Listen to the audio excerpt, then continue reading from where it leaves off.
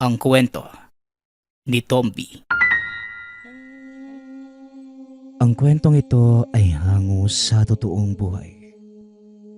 Mula ito sa isa nating tagapakinig. Karanasan ito ni Enzo. Walang eksaktong taon. Probinsya ng Panay. Nang mga panahong ito, pagtataka ang bumungad kay Mang Wendel nang makita ang bunsong anak na lalaki. Lapnos ang kanang kamay na umabot sa braso. Ganon din ang dalawa pa nitong kabarkada. Matatanda ang nagpaalam manguha ng gagamba. Siya pa nga ang nagsindi ng sulo na gagamitin. Ngunit hindi malaman kung saan nakuha ang pagkapaso. Sinalubong niya ito sa bakuran. O Enzo, anong nangyari sa kamay mo? Kagabi maayos pa yan. Pero ngayong pag-uwi mo may sugat na. Lapnos pa. Hinugasan mo ba yan ng gasolina? Tapos ibinabad mo sa apoy? Wika ni Tatay Wendel. Mababakas ang takot sa mukha ng bata.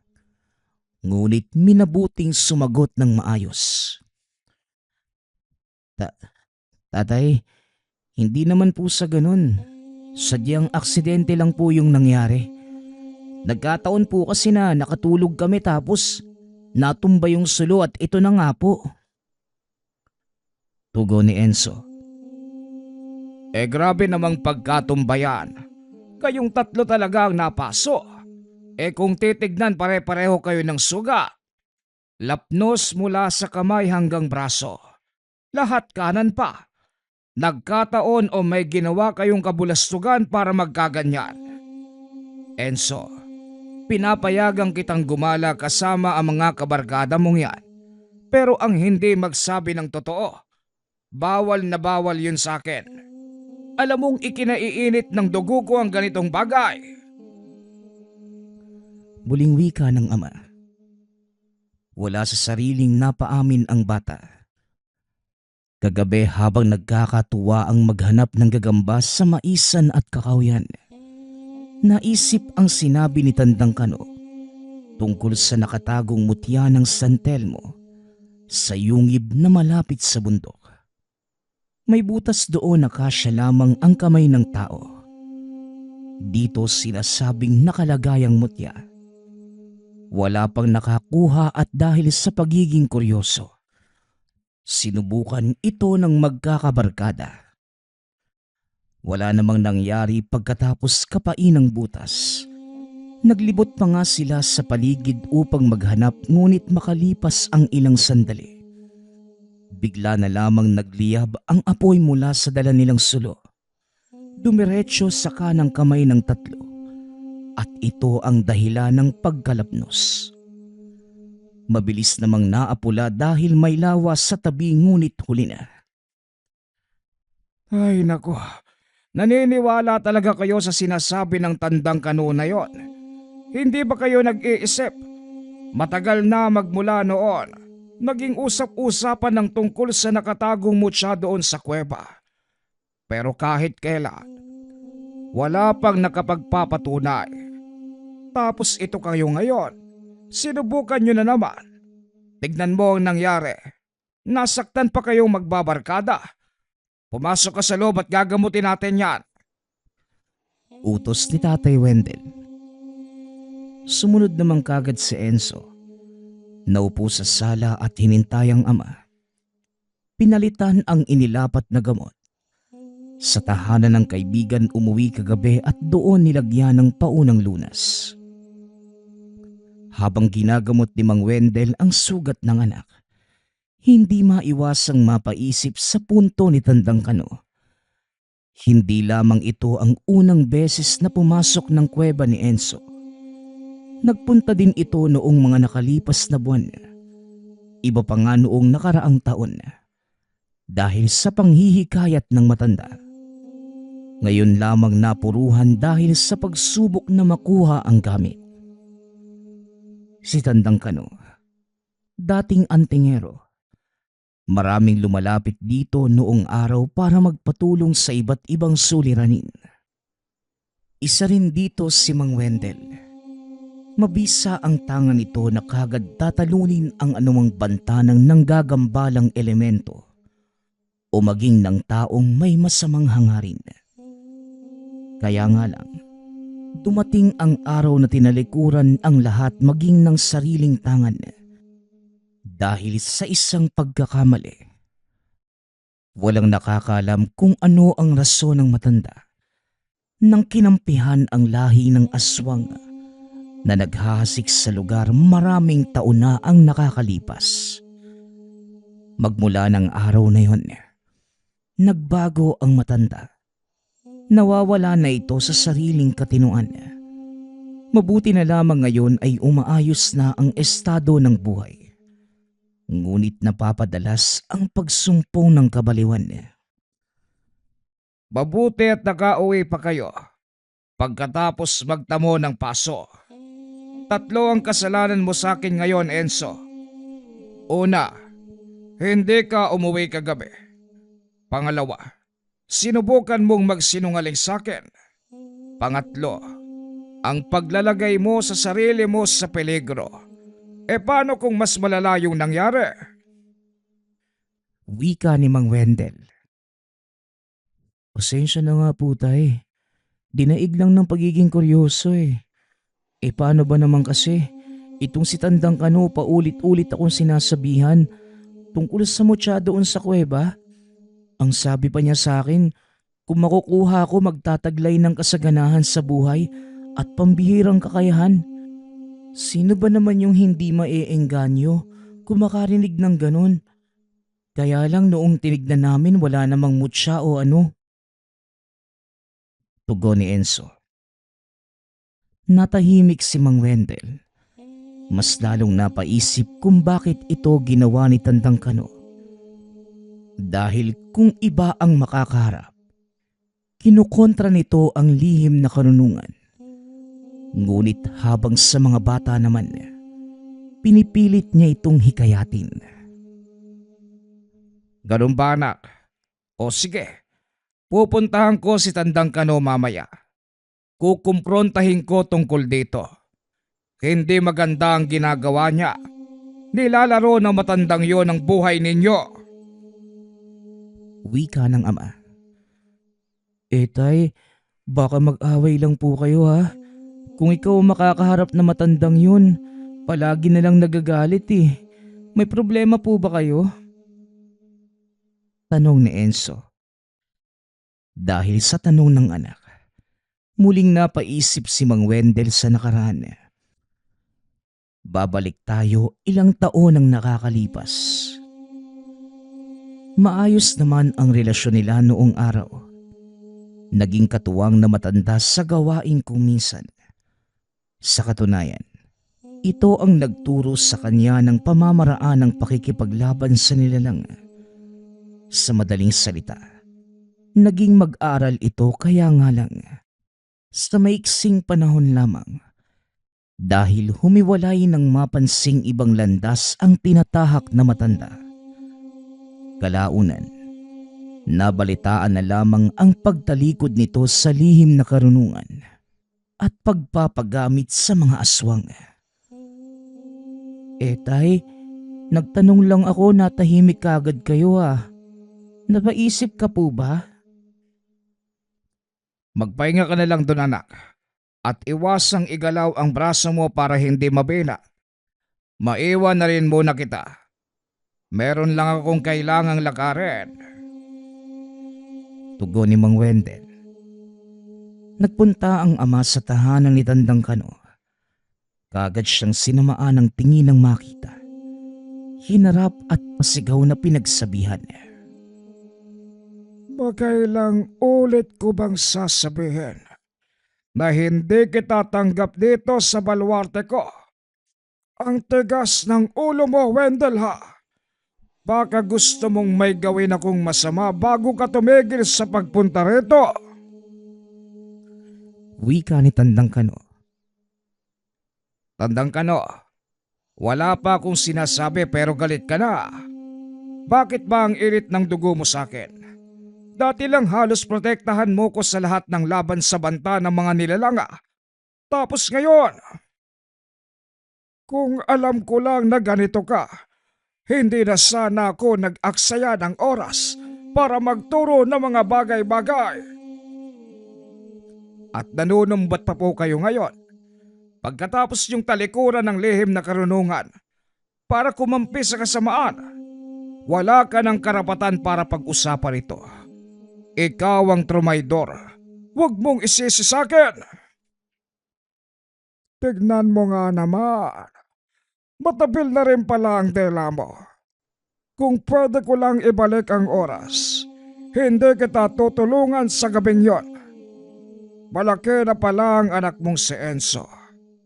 Natatandaan ko pa kung paano ka makiusap.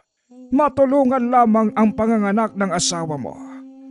Buwis buhay akong sumaklolo pero ito ang igaganti mo. Isang pagsisisi ang makilala ka, Wendell. Hindi lang yan. May isa ka pang kasalanan sa akin. Alam mo, tandang kano, nanghihinayang ako para sa'yo. Maayos ang buhay mo noong naninilbihang ka bilang antingero. Marami kang naisalbang buhay. Kaya lang sa isang iglap, tinalikuran mo ang lahat. Oo, umalis ako. Noong nalaman kong kinampihan mo ang lahi ng aswang na sumasalakay sa baryo dati. Hindi na kita kilala sa mga panahong yon. Nilalamong ka na ng demonyo. Hindi na rin ikaw yung tandang kano na tinitingala ko. Pagkatapos ng pangyayaring yon, umaasa akong magbabago ka pa. Pero hindi. Mas lalo ka lang lumalala. Dahil yun sa'yo, Wendell. Hindi ito mangyayari kung gumagamit ka ng isip. Paano ko naman naging kasalanan? Sandali. Ako ang sinisisi mo sa nangyari. Kaya ba palagi mong iniengganyo si Enzo na magpunta sa kuweba at kunin ang mutya ng santel mong nakalagay doon? Pinapahamak mo ang anak ko. Tungkol doon. Sinabi ko lang naman sa anak mo. Nasa kanya na kung pupunta roon at susubukan kunin ang bagay. Oy tanda, sana ito na ang huli. Ayoko nang maulit pa ang pangyayaring yon. Dahil baka hindi na ako makapagpigil. Tigilan mo ang anak ko. Banta ni Mang Wendell. Hindi na nito hinintay pang sumagot ang matanda. Nang makita itong nawawala na naman sa sarili, nagsisisigaw at nagsisimulang magsalita ng mag-isa. Dali-dali itong nagpunta sa kabundukan. Dumiretso sa maliit na kuweba. Maraming usap-usapan na madalas may namamataang santelmo sa lugar. Hindi naman nakapagtataka dahil dito binawian ng buhay ang isang antingero na nagtatangan din ng mutya ng santelmo. Sinasabing naiwala sa lugar ang gamit at dahil hindi matahimik ang kaluluwa ng yumao, naging bola ito ng apoy na pinaniniwala ang binabantayan ang kuweba lalong-lalo na ang mutya. Sinuri ni Mang Wendell ang buong lugar. Tinitignang mabuti ang bawat sulok hanggang sa matagpuan ng butas. Ito ang sinasabing kinalalagyan ng gamit. Napatitig siya rito hanggang sa naisip na kapain kaya lang nagpigil upang hindi sapitin ang nangyari sa mga sumubok. Katulad ni Enzo na nalapnos ang braso. Napabuntong hininga na lamang si Mang Wendell. Pagkatapos magsawa sa lugar, dahan-dahan nang lumakad pauwi. Kaya nga lang napahinto ito nang makita ang isang matanda na nagmamadaling tinatahak ang daanan papunta sa kuweba. Dali-dali niya itong sinundan. Nasaksihan ang paghahanap ng mutya. Tahimik lamang siyang nanonood habang may katanungang sumasagi sa isipan niya. Sa paglipas ng ilang sandali, nagmamadaling umalis sa lugar ang matanda. Sinundan pa rin ito ni Mang Wendel hanggang sa napadpad sa isang bahay sa dulo ng kagubatan. Sino ka? Ano ang kailangan mo sa akin? Kanina pa kita napapansin, bata. Hanggang dito ba naman sa tahanan ko? Nakabuntot ka. Wika ng matanda. Natigilan si Mang Wendel nang madinig ang sinabi nito. Nilingon siya ng matanda. Bahagya itong napaatras nang makitang humugot ng itak. Pasensya na po, Manong. Galing din kasi ako sa kuweba eh. Doon ka rin galing ano? Gusto ko lang itanong kung pareho ba tayo ng pakay sa lugar. Hinahanap niyo ba yung mutya na sinasabi nilang naroon? Tanong ni Mang Wendel. Ibinaba na matanda ang patalim. Inalok siya nito ng upuan at maiinom. Nag-usap sila tungkol sa isang bagay. Tawagin mo na lang ako sa pangalang Ador. Matagal ko nang nadinig ang usapan sa kuweba. May mutya ng San Telmo doon. Yon ang sabi-sabi. Nag-interest ako kagaya ng iba na naunang sumubok maghanap. Kaso, natatakot akong kapain yung butas. Baka mapaso ako at malapnos kagaya ng natamo nila. Wika ng matandang nagngangalang Ador. Bakit naman po kayo nagka-interes? Ano po ba ang naisip niyong paggamitan kung sakali? Tanong ni Mang Wendel. Narinig ko na nakakapagpagaling ng malubhang karamdaman ng mutsyang yon. Gusto kong gamitin para malunasan si nanay. Mag-iisang dekada na siyang nakaratay sa banig at habang lumilipas ang araw, unti-unti siyang nangihina. Ikaw, ano ang paggagamitan mo kung sakali? Wala naman. Gusto ko lang malaman kung gaano katotoo na may mutya roon. Marami na kasi ang sumubok tapos wala namang napala. Nagtamo lamang ng sugat at pinsala. Pero sigurado ko, nasa loob lang ang mutya dahil kung wala, bakit nagkakapaso ang mga sumasadya roon? Imposible naman kung natural na kaganapan. Hindi ba?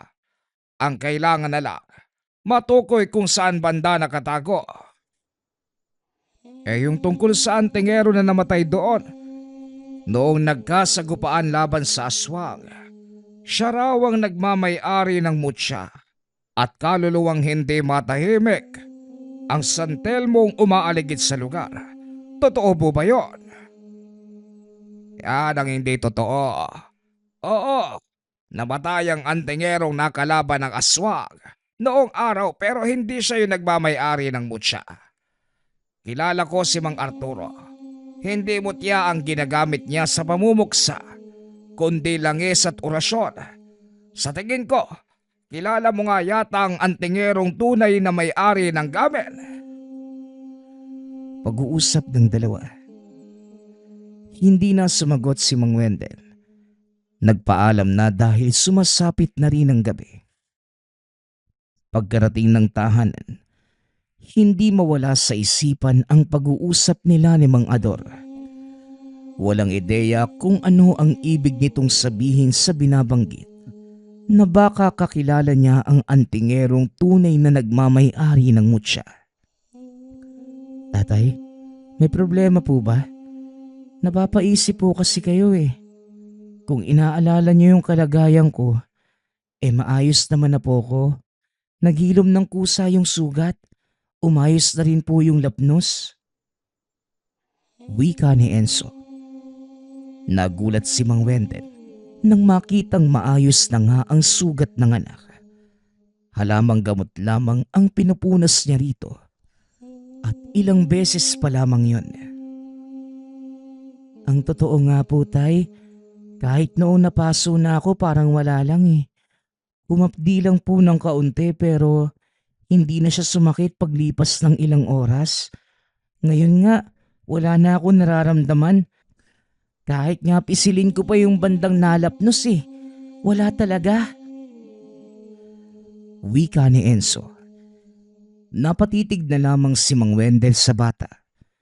Hindi alam kung ano ang sasabihin sa biglaang paghilom ng sugat. Kasabay naman ito, ang pagkabulabog sa bagay na dumapo sa bubong. Nayupi ang yero at bago pa makakilos ang mag-ama, may matutulis na mga kukong kumakalmot dahilan para madagdagan ang pagkasira ng bubungan. Sinundan pa ng malakas na paghiyaw ng mabangis na nilalang. Pagkatapos naman ito, kaagad ding nawala. Napatanong ang mag-ama kung ano yun at iisa lamang din ang naisip na sagot. Ang sumugod na halimaw ay isang aswang.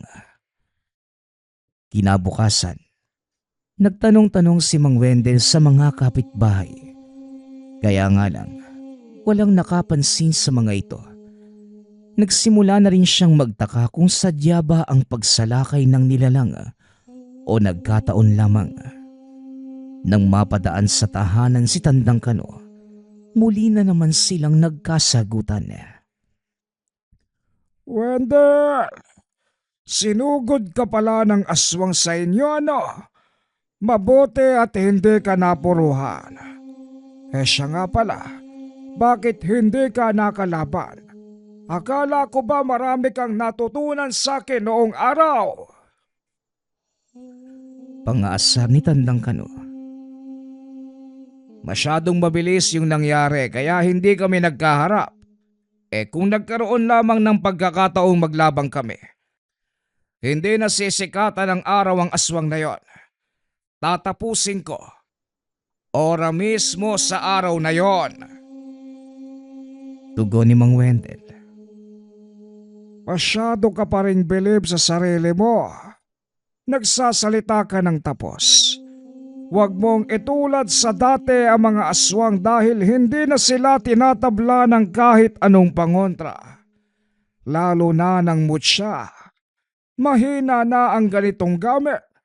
Walang panama sa lakas ng mga nilalag. Kinukontra mo na naman ang mga gamit. Kung makapagsalita ka parang hindi na nilbihan dati ha. Mataas ang respeto nyo sa ganito. Pero ngayon, binabastos-bastos mo na lamang. Hindi ko rin kayo maintindihan. Minsan, hinihikayat mo yung mga taong tangkilikin ng mutya. Itinuro mo pa nga sa anak ko ang kuweba kung saan sinasabing merong nakatago. Tapos minsan naman hindi mo ginagalang. Ayos lang ho ba kayo? Ganyan ba talaga ang epekto ng pagtalikod nyo sa lihim na karunungan? Hindi ka natuwid mag-isip ano? Muling wika ng ama. Nagbago ang ekspresyon ni Tandang Kano. Napatiimbagang ito sabay tingin ng masama at naglabas ng kanyang saloobin.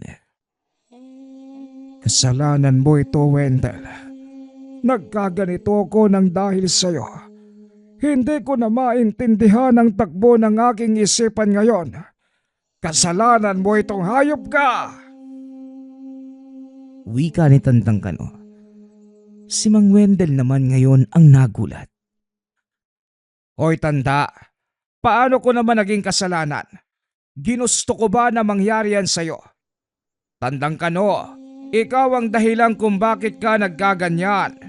Kung sana'y nilabanan mo ang tentasyon, hindi ka aabot sa ganito. Hindi.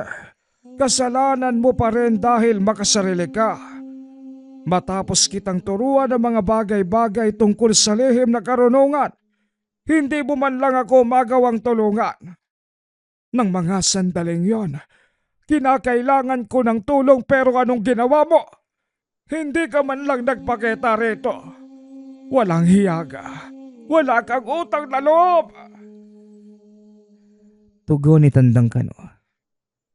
Muling natigilan si Mang Wendel sa panunumbat na matanda. Patuloy niyang pinakinggan ang hinaing nito. Aminado ko na nilamon ng puwersa ng mga kalaban. Pero sa likod ng isipan ko, maililigtas mo ko. Pero ano, hinintay kitang magpakita pero walang Wendel na dumating. hanggang sa nawala na ako sa katinuan at nagawang tulungan ng mga aswang nang hindi ko namamalayan. Huli na noong nagising ako sa katotohanan. Tapos na, nangyari na. Alam mo kung ano yung mas masakit sa lahat? Ang malamang isang duwagang taong inaasahan kong magliligtas sa akin. Nag-aksaya pa ako ng oras para maturuan ka lang. Binabala ko pang ipamana sa iyo ang mutya ng San Telmo. Kaso, isa ka palang tarantado. Pagbuliyaw ni Tandang Kano. Pagkatapos, tumakbo ito sa tahanan. Sumiksik sa sulok at nagsimulang magsalita. Nawawala na naman sa sariling wisyo ang matanda. Subalit hindi ito ang tumatak kay Mang Wendel sa kakatapos na pag-uusap. Umuwi ito sa tahanan at ang huling sinabi ng matanda ang dumagdag sa kanyang iisipin. Ngayon lamang naalala ang tinatangang mutya na matanda noong araw. Ito ang mutya ng San Telmo na minsang ipinakita sa kanya. Dito lamang di naintindihan ang sinabi ni Mang Ador na posibleng kilala niya ang tunay na nagmamay-ari sa mutya na nasa kuweba. Kung ganon, hindi ang namatay na antingero ang nagmamay-ari ng mutya, kundi si Tandang Kano. Wika ni Mang Wendel. Tatay, aalis po sana ako. Dadalaw lang sa mga kaibigan ko. Magtatanong kung kamusta na sila. Sana bumuti na yung kalagayang katulad ko, tay, no? Tatay, aalis po ako ha. Makaalis na nga lang. Nahuhulog na naman yung tatay ko sa malalim na pag-iisip eh. Wika ni Enzo. Pasimple pa itong umalis ng tahanan. Habang si Mang Wendel sa kabilang banda, hindi mapigilang unawain ang mga sinabi ni Tandang Kano hanggang sa isa-isang maintindihan ang pinupunto ng matanda. Napahawak na lamang ito sa mukha pagkatapos. Makalipas ang ilang sandaling pagpapasya, nagpunta ito sa tahanan ni Tandang Kano. Kaya lang walang tao roon. Umuwi ito at nakita ang anak na nagmamadaling pumasok habang nakakuyom ang kanang kamay. Sinundan niya ito at tinanong, Enzo, anong hinahawakan mo? Gabi na lumabas ka pa. Saan ka ba nanggaling? Wala naman po, tay. Diyan lang sa labas nagpapahangin. Tapos may nakitang insekto. Ito kinuha ko. Gusto niyo bang makita? Tugon ni Enzo. Hindi na. Matulog ka na lang dyan at huwag mong isiping lumabas ulit. Kung ayaw mong masinturon. Wika ni Mang Wendel. Ngunit lingid sa kalaman na hindi nagsasabi ng totoo ang anak. May nakuha nga itong isang bagay. Ngunit mula sa isang tao. Sa paglalim ng gabi muling nabulabog ang pagtulog ng mag-ama. Nang may dumapo na naman sa bubungan at pinagkakalmot ang yero. Ilang sandali lang ang tinagal at naging tahimik din.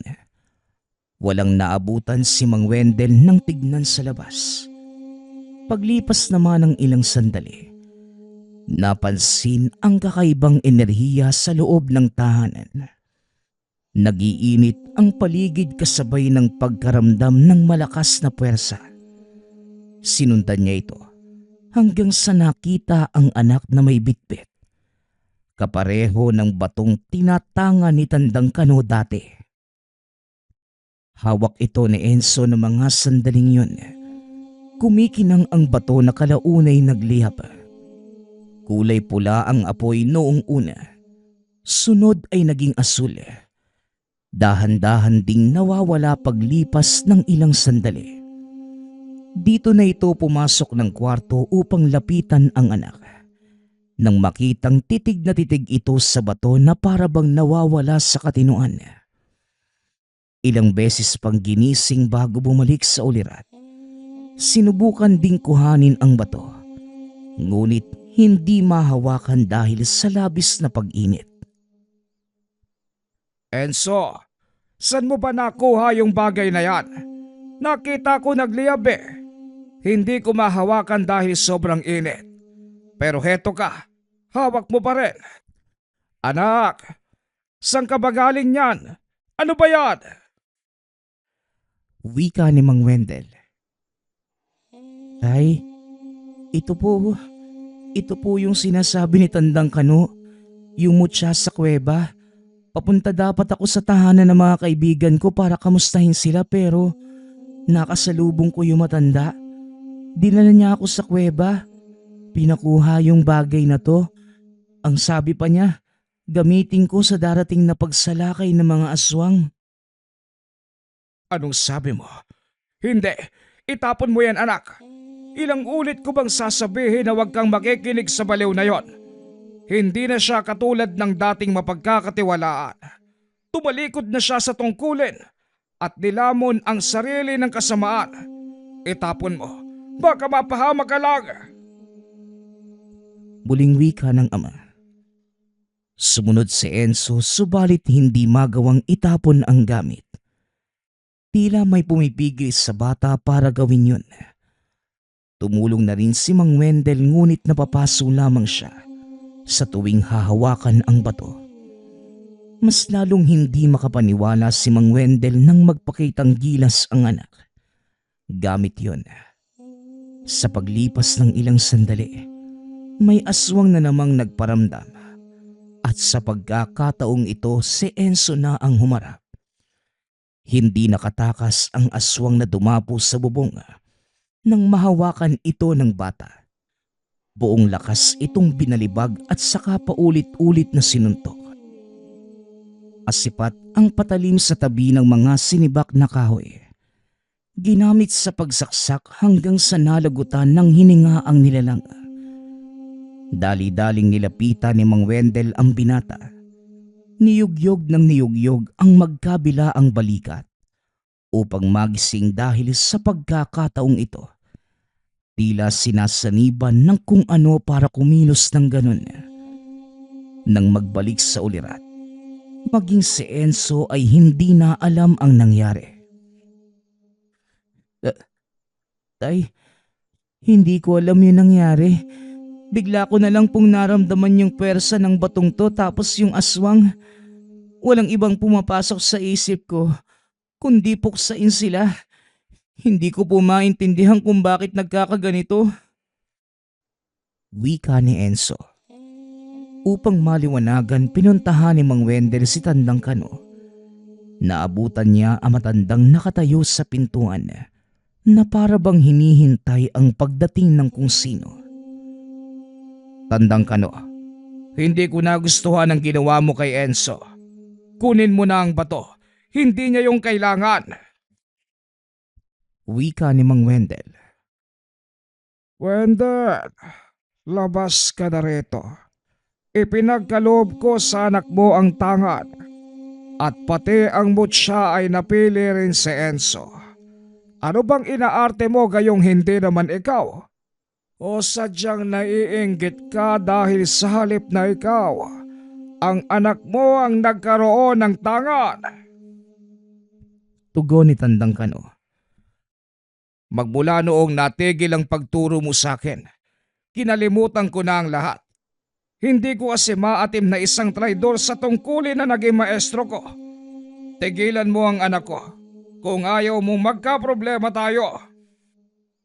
Kahit bantaan mo pa ako ng bantaan, hindi mo na mababago ang kapalaran ni Enzo. Nararamdaman ko ang higit sa inaing mo ngayon. Wendel, huwag mong ipagkaila. Minsan mo ring hinangad na magkaroon nito, hindi ba? Kaso lang isa kang duwag na ako na nangangailangan ng tulong sa panahong yon. Hindi mo man lang naisip na tulungan. Hindi nakapagtataka kung bakit ayaw sa'yo ng mutya. Kung taglay mo lang ang kabutihan ng puso kagaya ng nararamdaman ng tangan sa anak mo, Siguradong ikaw ang susunod na gagamit nito. Kaso hindi. Kinalimutan mo pa ang lahat ng turo ko pagkatapos malaman ang nangyari sa akin. Malayong malayo ang puso mo sa ganitong larangan. Pero wag na wag mong kukontrahin si Enzo. Tinanggap ng batang iyon ang kanyang kapalaran. Pagpapaliwanag na matanda. Ang dami mong sinasabi, tanda. Paulit-ulit pa rin tayo sa sisihan. Kasalanan mo ang nangyari sa'yo. Wala akong kinalaman doon. At si Enzo, wag mo na siyang idamay dito dahil ayaw kong sapitin niya ang nangyari sa'yo. Huwag kang mag-alala. Hindi matutulad sa akin si Enzo dahil matibay ang paniniwala niya. Hindi katulad mong duwag at makasarili. Muling wika ni Tandang Kano. Sasagot pa sana si Mang Wendel. Kaso lang muling sinumpong ng kabaliwan ng matanda at dali-daling nagwala. Nagmamadali na rin siyang umalis bago mabalingan nito ng pansin. Pagkarating sa tahanan, naabutan niya si Tandang Ador kausap si Enzo. Hindi niya matanda ang sinabi sa matanda ang tahanan. Ngunit nandito ito ngayon sa kanilang bakuran. Sa paglipas ng ilang sandali, ang mahinahong pag-uusap ay nauwi sa sakitan. Sinuntok ni Mang Ador ang bata sabay pasok ng tahanan. Dali-dali namang sumaklolo si Mang Wendel para pigilan ito. Nang magkaharap ay dito na nalaman ang pakay. Nakita ko kasing nakuha ng batang ito ang mutya doon sa kuweba. Hindi ko alam na anak mo pala. Pare, kinausap ko ng maayos yung bata. Pero nagmamatigas kaya napasuntok ako. Ibigay mo na lang sa akin ang mutya para hindi na lumala ang sitwasyon. Wika ni Mang Ador. Ang sabi ni Tandang Kano, ako ang mangangalaga sa mutya. Kaya wala kang karapatang kuning to. Sino ka ba? Bakit ganito na lang yung pagdanais mo sa gamit? Tanong ni Enzo. Ador, naging mabuting magkaibigan din tayo kahit maiksing oras lang nagkausap. Pero ang makitang nanloob ka sa pamamahay ko at sinaktan mo pa ang anak ko, hindi ako makakapayag. Bibigyan kita ng pagkakataong umalis. Lumakad ka na at huwag bumalik dito o lumapit sa anak ko. Banta ni Tatay Wendel. Alam mo kung ano ang sadya ko sa mutya, Wendel. Hindi ako makapapayag na uuwing walang dala. Magkamatayan na kung magkamatayan. Tugon ni Mang Ador. Naglabas ng patalim ang matanda sabay sugod. Si Enzo ang humarang at walang kahirap-hirap na tinumba ang matanda. Muling nang ibabaw sa katauhan ng bata ang puwersa ng tinatangang mutya. Dumadaing na rin ang matanda nang maramdaman ang inilalabas na init ng kamay nito. Nang mabitawan, napaso ang braso. Ador, kung hindi ka aalis ngayon, mapapatay ka lang ng anak ko. Kung gusto mong iligtas ang sarili mo, lumayo ka na rito. Banta ni Mang Wendel. Natakot si Ador at natatarantang lumabas ng tahanan. Binalinga ni Mang Wendel ang anak. Nakabalik na rin ito sa ulirat. Tay, nasaktan ko po yung taong yun. Magiging maayos lang ba siya? Hindi ko naman po sinasadya. Nang maramdaman ko yung pagdanais niya sa mutya, kaagad akong kumilos para protektahan ito. Hindi ko naman alam na magiging ganong kaagresibo eh. Wika ni Enzo. Ayos lang yun, anak. Pinoprotektahan mo lamang kung ano ang dapat. Hindi ka naman nasaktan ng tarandadong yun, ano? Tugon ni Mang Wendel. Umiling ang bata bilang pagsagot. Pinagpahinga na rin pagkatapos. Ng mga sumunod na sandali Napapaisip si Mang Wendel sa mga nangyayari, lalong-lalo na kay Tandang Kano. Ngayon lamang di napagtanto ang pagkakamali. Nalinlang ito ng mga aswang ng gamitan ng orasyon, kaya biglang nagbago ang lahat. Natakot itong madamay, kaya't hindi na nagpakita sa tahanan nito. Lingid sa kalamang naghihintay ang matanda sa kanyang tulong. Naintindihan na rin kung bakit gano'n na lamang ang galit nito sa kanya. Kaya kinabukasan, pinuntahan ni Mang Wendel ang tahanan ng matanda. Kaso wala na ito roon. Ang sabi ng mga nakakita ay maagang umalis. Wala ding nakakalam kung saan pupunta. Hinintay niya ito buong maghapon, ngunit hindi dumating. Paglipas pa ng mga araw, hindi na nakita pa si Tandang Kano sa lugar. May nakapagsabing namataan sa ibang bayan. Meron ding nagsasabing tuluyan na itong nabaliw at hindi na nakakakilala ng tao. Sinubukan pa ni Mang Wendel na hanapin ito, ngunit hindi na naabot ang buhay. Sa kabilang banda naman, unti-unting nahubog ang kakayahan ni Enzo sa pagiging manunugis. Ito ang humaharap sa aswang na paminsan-minsang nanggugulo sa kanila. Wala pang malinaw na rason kung bakit sila ang punteriya. Ngunit iisa lamang din ang naisip ni Mang Wendel. Posibleng ang lahi ng mga ito ang gumamit kay Tandang Kano noong araw. At dahil sa ideyang ito, naging mas maingat sa bawat kilos. Inalala niya rin ang mga turo ng matanda upang makatulong sa tungkuling kasalukuyang ginagampanan ng anak. Bilang pagtatama sa nagawang pagkakamali noong araw, ang hindi pagligtas kay Tandang Kano nang napasa ilalim sa puwersa ng aswang. Pinagtuunan ng pansin ni Mang Wendel si Enzo at hindi na hinayaang mangyari ang naganap dati sa Antingerong Baliw. Nagpapasalamat nga pala ako sa lahat ng sumusuporta sa ating channel. Nawa ay patuloy niyong suportahan at pakinggan ang ating mga kwento. Hanggang sa muling pakikinig. Paalam.